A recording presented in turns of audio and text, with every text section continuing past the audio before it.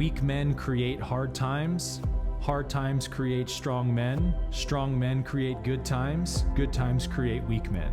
We go through these cycles, and the fourth cycle, the fourth turning, is when it all burns down. All the darkness comes to light, and there's a reset that happens. So we're in that fourth turning now, and we're emerging into the fourth density. So how do we meet a fourth turning from fourth density consciousness? As our spiritual intelligence is now rising to a higher level above the solar plexus, into the heart, the ego's control of the mind is no longer useful, and in fact, it has outlived its usefulness, and it's now creating more problems than it's solving. We got to leave this old, faulty thought system behind. Look at the world today, crumbling before our eyes, corruption everywhere, left, right, and center, unspeakable travesties. Why? Because people are living from that thought system.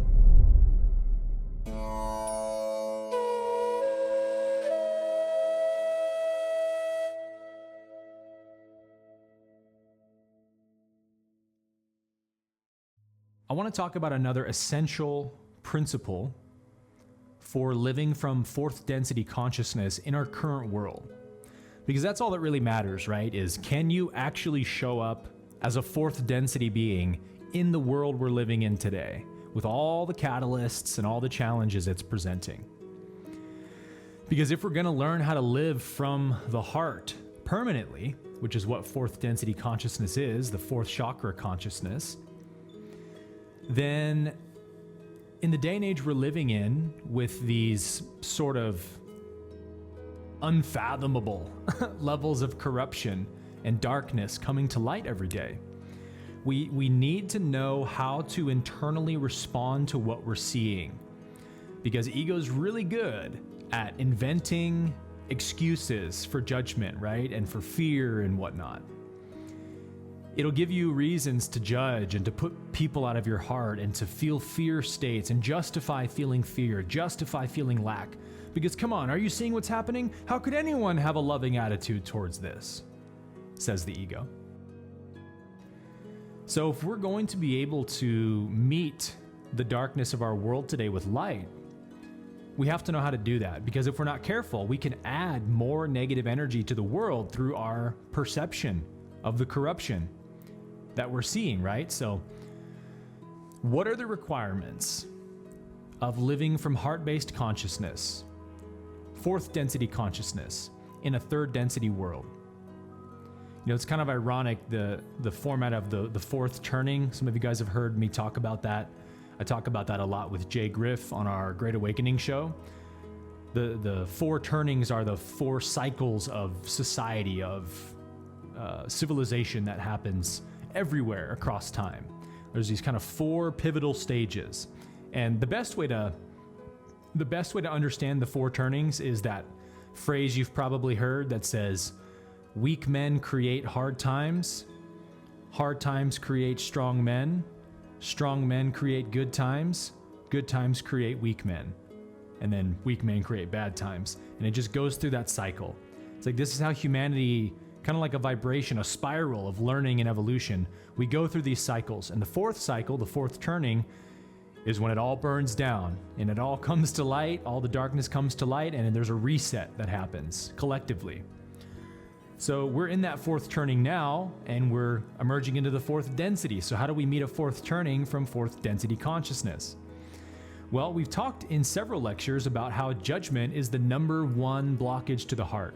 Yes? Judgment is the number one blockage to the heart chakra. And usually we've talked about this as it pertains to judging other people, right? Perceiving ourselves as separate from people, etc. Today, we're going to zoom out a bit and deal with our judgments on the macro level, not just the micro level. In other words, we need to dispel the one ultimate judgment that the mind holds against the universe. The one judgment the mind holds against reality and projects everywhere onto reality. And that is the judgment of evil, or sin and evil. The concept of evil is the ego's most cherished concept, because it's basically separation, right? But amplified into our conscious perception. Evil is the ego's most cherished concept because it creates the hostile, frightening universe that the ego needs to justify its existence. What we teach here in 40U is that the ego is the mental program that has evolved to help protect the human being from a scary, dangerous universe, a scary, dangerous world with threats and challenges and lack and whatnot. Ego is the fill-in of the gap, right? Of I'm alone, I'm in this scary universe, who's gonna help me? Ego says, don't worry, I'll help you, I'll keep you safe. And it's a necessary mechanism. Ego has served a great purpose for humanity. But as our spiritual intelligence is now rising to a higher level above the solar plexus, into the heart, or towards the heart at least, the ego's control of the mind is no longer useful, and in fact, it has outlived its usefulness, and it's now creating more problems than it's solving. Because we don't live in a hostile Darwinian survival world where we're running around through the forest with spears, hunting animals and defending from predators. You know, we live in a very civilized, protected, safe society where you're basically never going to experience real physical danger in your life unless you put yourself in physical danger in some way. So ego as a purely survival tool has kind of outlived its usefulness. It's time for humanity to evolve past it. But that's why evil is the most cherished concept for the ego. Because if the ego can get you to see evil in the universe, it creates that terrible, frightening, cruel, hostile universe that it needs to justify its existence in your mind. If there is no scary, frightening universe, if there is no dangerous universe, ego has no purpose to fulfill, right? If the ego realizes that the universe is good and it's safe and it's full of love and God's in control, ego's out of a job. So this is why the ego can project this concept of evil or sin onto anything it wishes. And it gets two instant rewards out of this projection. Number one, that calling somebody else evil in your mind, whether you do it verbally or not, if there's any part of your mind that sees them as evil, which can be subtle, right? It's not like it's always obvious when you judge somebody as bad, sinful, evil. But the first reward is that it strengthens the ego's sense of self, right? It reinforces the egoic identity. I'm a good person because I'm able to see evil out there. And if evil's out there, it's not in here. Therefore, I am good because I am the arbiter of evil, of what evil is. I judge what's evil because I'm good, so I'm in the right position to do so. It's the strengthening of ego's sense of self. And two, it keeps the apparently dangerous, frightening universe going. So the ego gets both of those. Itself and its universe both get strengthened when you call something evil in your mind. So how can you be free of suffering while you're adding evil into the world, in your mind, right? In your own mental world? It's impossible, right? So judging others to be evil only gives the ego more of a false sense of safety, the illusion of safety, right? And we have to come to realize this. The feeling I get by putting somebody else out of my heart, and man, is this all the rage these days, right? On the far left, Donald Trump's the most evil person ever. On the far right, Kamala Harris, Biden, they're the most evil people ever. And both sides are just doing the exact same thing. So this begs the obvious question: how can we come to see no evil when we seem to see people and things happening that are very evil? Murder, genocide, war, child trafficking. You know, come on, Aaron, be practical. You're insane to tell me that I should be able to look at a pedophile, a murderer, and not see them as evil. Are you saying I should see their actions as good? Who can possibly accept such a teaching? Isn't that what ego says to people? This is always the resistance, guys, that I'm met with when I teach these things, whether it's on an Instagram post or on a YouTube video. There's always people that show up being like, how dare you tell me to see murder as a good thing? And I'm like, when did I ever say you should see murder as a good thing? See, you're still stuck in duality. Ego only knows duality. That's its universe. So if I say, get rid of evil, ego says, okay, so I've gotten rid of one of my two concepts, good and evil, get rid of evil. I'm only left now with good. So you want me to see everything as good? Pedophilia, murder, genocide, rape, good? No way, I'll never do that. I need to see evil to know right from wrong. This is always what the ego assumes when we say to see no evil. By seeing no evil, I'm not asking you to see evil actions as good. That's insane. That's still duality. I'm asking you to rid yourself of both of those concepts. Good and bad, good and evil, right and wrong. This is the ego's thought system. It doesn't exist in reality. Reality doesn't know the concepts of right, wrong, good, evil. Value judgments do not exist in reality. And so what I'm asking you to do when I say, hey, see no evil, I'm saying, don't project a value onto anything, good or evil. Instead, simply see what is true from what is false. What is sane from what is insane. These are not value judgments. True and false is just what is not. Just objective. Just see what's true and what's not true. Well, Aaron, how do you know what's true and what's not true? What obeys natural law and what violates natural law. See, God has already created the perfect law system, the Law of One, which reigns omnipotent through all the universe forever. It's immutable, it's unassailable, can't be changed. And if you violate it, it has to violate you in equal measure because it's perfect. It's perfectly balanced, so you can't unbalance the Law of One. So I'm asking you to see what is in alignment with the Law of One and what is not in alignment with the Law of One. That's the difference. And I mean, it sounds kind of funny to say, doesn't it? That everything's just true or false. Like it's that simple. But if everything is true or false, as funny as it sounds, then everyone's just sane or insane. Right? If everything's just true or false, then everyone's on some level of that spectrum of insanity or sanity, illusion or truth. Where are you living in your mental world? That's it. So can you start to tune in to where people are living in their mental world?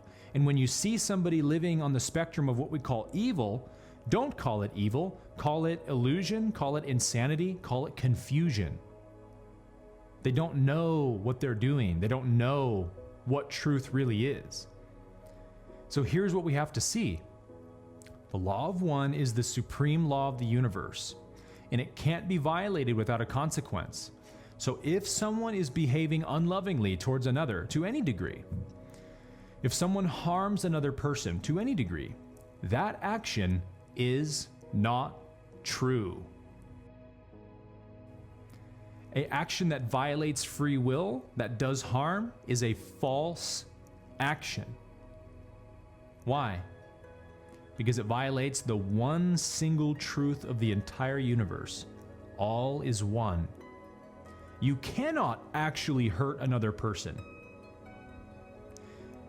Everybody is you, right? They're all you in different forms. And so whatever you do to them will always be done unto you. Maybe not the immediate second. And so yeah, you go on with this illusion like, I harmed that person and no harm came to me. I win, says the ego. But it is a false action because there is no such thing as just harming another person. All harm you do to another, you will always experience for yourself. All harm is self-harm. And that's why it's a false action, because nobody would willingly harm themselves for no reason. So every action that somebody takes that harms another person in any way means that that person is stuck in negative karma. It means that they themselves are suffering and full of pain. It is impossible to willingly or intentionally do harm to somebody when you don't have any pain within yourself. You can only be good and loving and benevolent and kind and of service, because that's what naturally pours out of a heart that's free of pain. The absence of pain is the fullness of joy, isn't it? What is true is joyful. What is false is miserable. So yes, even the cruelest dictators and political tyrants who abuse the masses, they do it because they are abjectly miserable on the inside. And don't let your ego fool you for 1 second to believe that a political tyrant isn't a miserable person. They are among the most miserable people on planet Earth. That's why they have to rise to these levels of power to control the masses in this way, because they can't get that satisfaction from just abusing their spouse anymore or whatever. They have to level up the ante because the ego always needs more, more, more. It's never good enough. So people that crave power, it's because they're running from intense internal conflict and pain. And the only way they know how to cope with it is the small hit of pleasure they get from controlling others and gaining worldly power. To even ask if somebody who does such things in the world is happy would be like asking if a heroin addict strung out on the street is truly happy. Like, would any of us say that they're happy? Well, come on, Aaron, they look happy while they're shooting up. Would any of you want to trade places? You want to be the heroin addict on the street if you think they're so happy? Didn't think so. Masking pain doesn't equate to happiness. And somebody who does harm to others is masking their pain.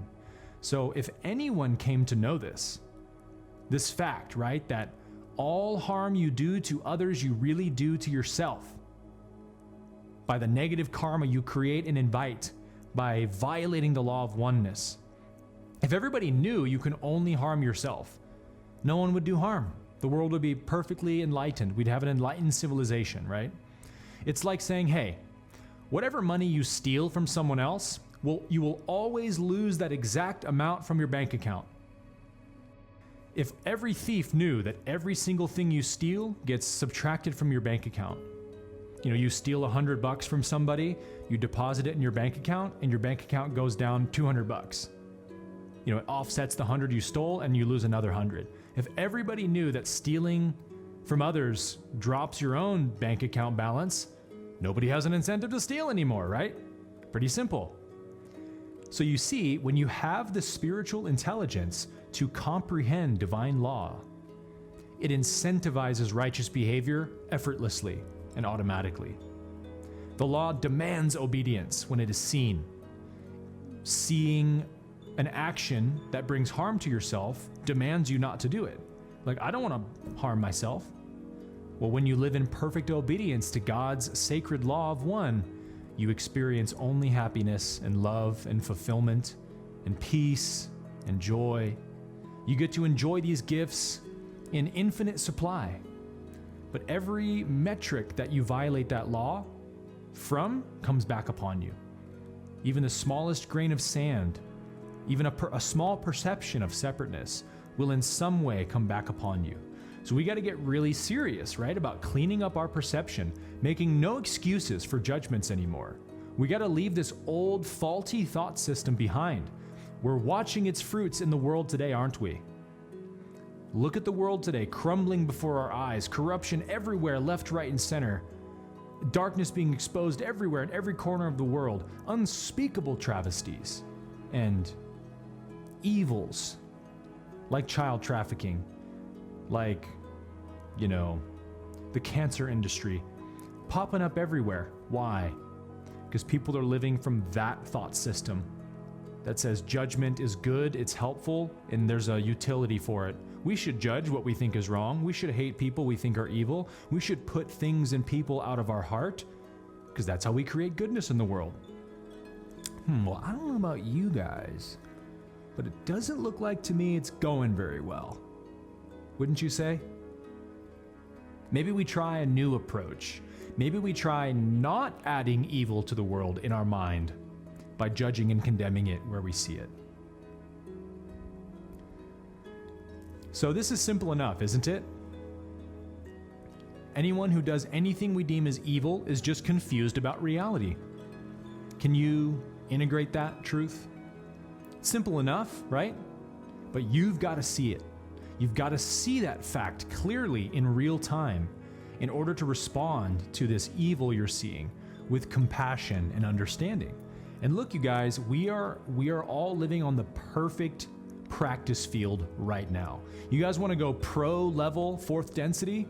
You're playing with the pros here on Earth. You got the best coaches that money can buy. You've got the best training facility money can buy. You've got the best athletes to train with, to sharpen you. The world we live in today is so chock full of opportunities to practice forgiveness and compassion and understanding and seeing no evil. I mean, if you guys can look at the things happening today and genuinely not be, oh, they're evil people, how dare they? And not go into that reaction mode and instead just go, so much confusion, so much blindness to truth. God, please help me to be a light of truth. God, please help me to radiate your love, your truth into the world so that these people who are so confused about reality can wake up. To make that your reaction is so available, you guys, in this world today. You can practice it all day, every day. Just, flip on your iPhone on social media, look through the news cycle for a few seconds and watch the internal reactions come pouring out of you. Oh, I can't believe this. Oh, you just watch the ego throwing its fit, arguing with reality. And you can say, actually, this story of war overseas or whatever is perfect. This is a perfect experience in reality. Why? Because it's a perfect example of karma at work. A war is a perfect manifestation of angry, violent thinking. So it doesn't mean it's something I prefer. I prefer war over peace. No. We're not saying any of that. We're saying I refuse to label something that happens in reality as wrong, shouldn't be happening. How can I possibly know a war shouldn't happen?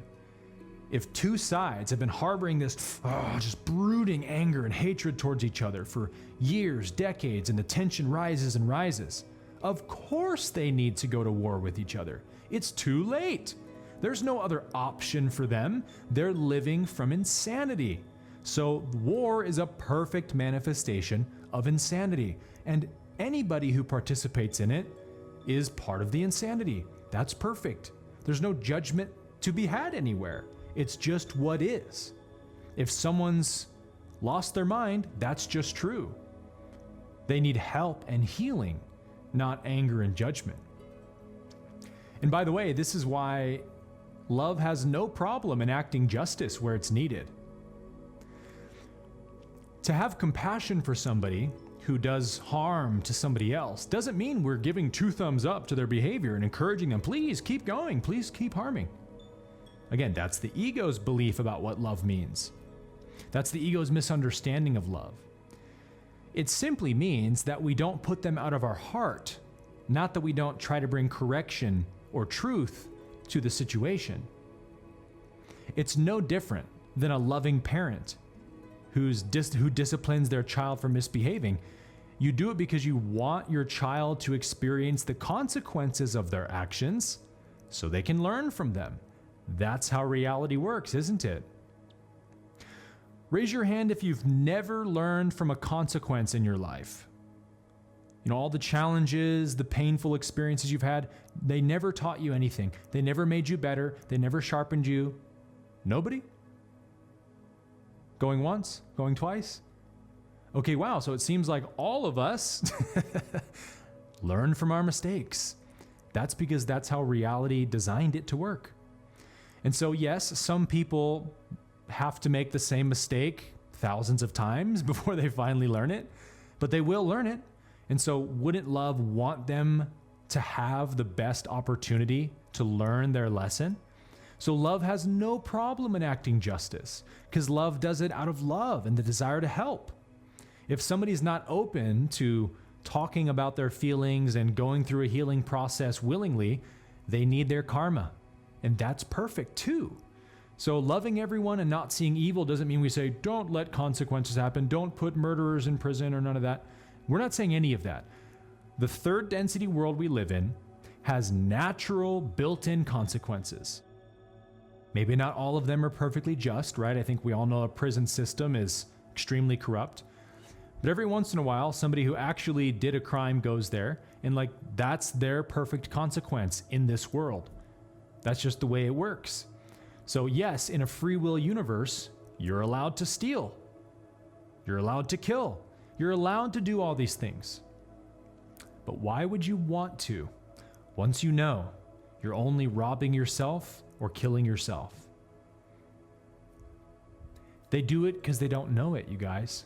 They really don't see it. They really think that they are separate from their actions, right?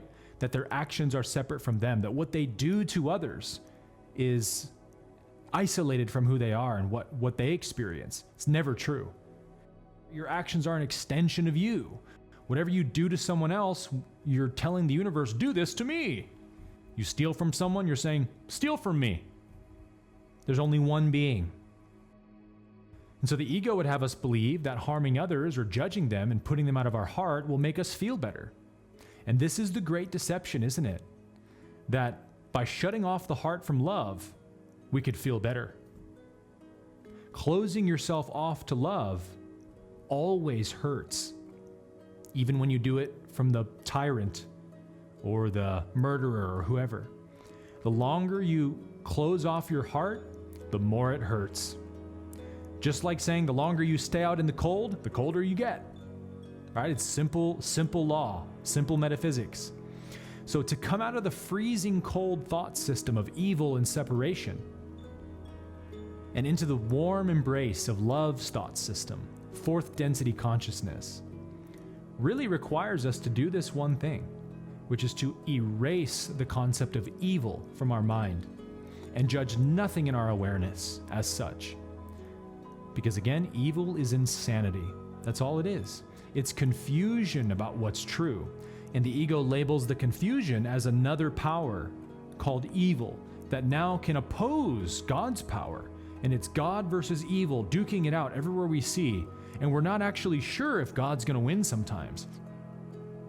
I don't know about you guys, the WEF looks pretty powerful. It's pathetic. We are already living in the perfect universe. God makes everything perfect. It's impossible that God could be perfect and the universe not be. The universe is God's mind pushed out. The universe is the manifestation of God's mind. So to see it as, there's two separate conflicting powers in God's mind is to call God insane. It is so far away from what is real and true and actual. So that's why if we judge evil, we reveal our own insanity and confusion, don't we? Every time I judge another person, I reveal an unhealed part of myself. This is law. This is always true, 100% of the time. So when we come to see evil as someone acting out an illusion in their mind, as someone who is going against what's actually true, we feel no need to judge them. See, the correct perception automatically elicits the correct response, the correct emotional response. All we have to do is cleanse our perception of the flaws and distortions in it, and we will naturally, with no effort on our part, respond to a murderer with deep compassion and empathy. Wow. You must be suffering beyond imagination to want to kill one of God's sacred creatures. Blessings, my friend. Peace be unto you. I forgive you. You know not what you do. If you want that to be your automatic heartfelt response, cleanse your perception of the flaw, of evil. That's it. If you saw a blind person walking down the highway towards oncoming traffic, would you get angry at them? Would you judge them as evil or whatever?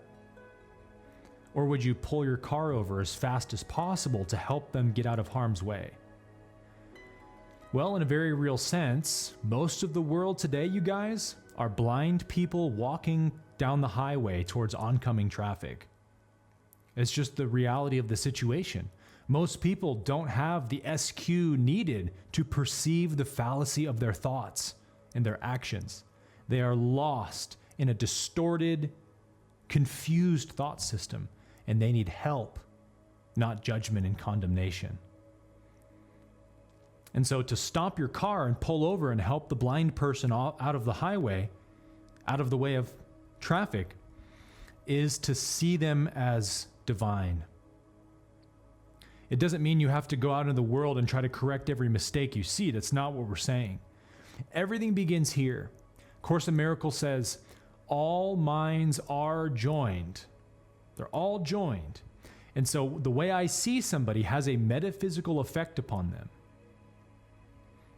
And so again, by saying that evil is an illusion, we're not denying the experience of evil, you guys. Only the reality of it. We're not denying the experience of evil.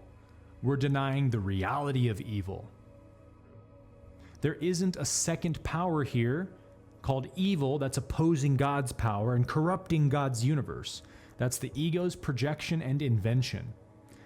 Ra calls it the path of that which is not. Meaning when someone harms another, they're not acting based on a principle of truth in any way. They're not operating on the law of truth in any way. It is a false action, right? It violates the truth, and therefore the consequences cycle back around. It is madness. And so we can relate to this on another level as well, in that everybody under the sound of my voice has had the experience of being drawn to do something that you know is wrong, as if you're being helplessly pulled by it, like by the force of a magnet or something. Who's experienced that? You know this thing is wrong, you don't really want to do it, but some force within you is like compelling you, whether it's an addiction or a temptation, a seduction, and you find yourself being compelled to do what you know is wrong.